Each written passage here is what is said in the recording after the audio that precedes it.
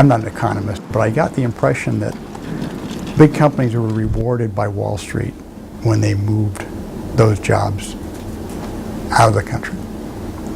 And we're now seeing the really downside of that as we look and we say we need jobs. The main markets we serve are underground mining, diesel engine drive equipment. We're working on a big wind turbine project right now. All the machines in the English Channel Tunnel project equipped with our clutches. I've worked at a couple of different places over the years. I had 20 years in with another manufacturer, and the culture here, everybody cares about what's going on. They care about our customers, they care about the product, and really care about each other. And that makes a huge, huge difference with working with people on a day-to-day basis. Every time that anybody does anything here, they know that it's helping themselves, not just, Big Brother, someone else. They know that it's directly influencing them also.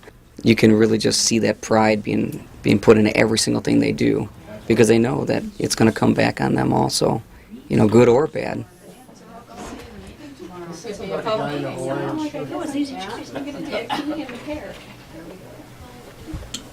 Two of our owners, who owned a third of the company, were in their mid-70s, and we were going to have to buy out their shares. Rather than getting to the point at some point in time that we would have to sell it to an outside entity, either a large corporation or a private equity group or whatever. Worker-owned companies, on average, far outperform their competitors. They create far better retirement packages for the people who work there, and they create far more profit for the people who own the companies. We've benefited in so many ways from being able to hire people that buy into this idea that they don't have to worry about this company being sold out from under them at some point in time. We've been able to attract really good talent, grow that talent, and be able to retain that talent. I've had many jobs, and this by far is the best job. They will have to push me out the door if that time ever comes.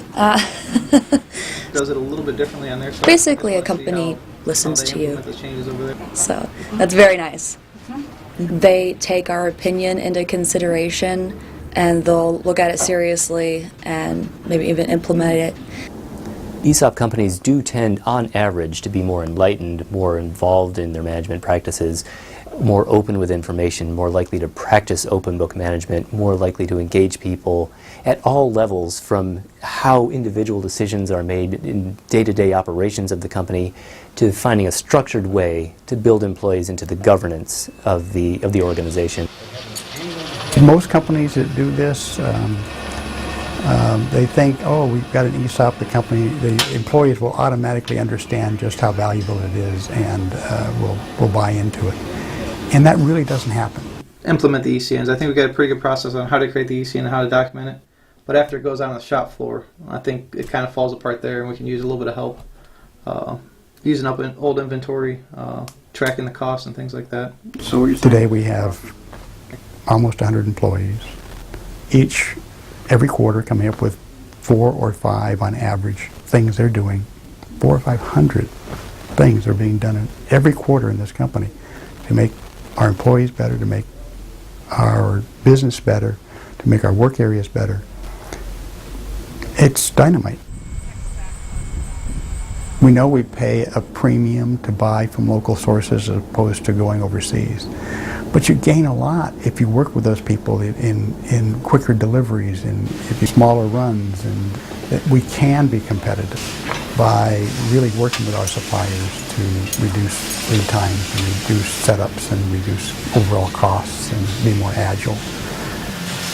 It's not just about creating jobs, it's creating jobs that are sustainable. And employee-owned companies have proven that they are, they're not perfect in their ability to sustain jobs. Everybody's affected by the economy, but they're much less likely to move the jobs offshore or move them out of the community.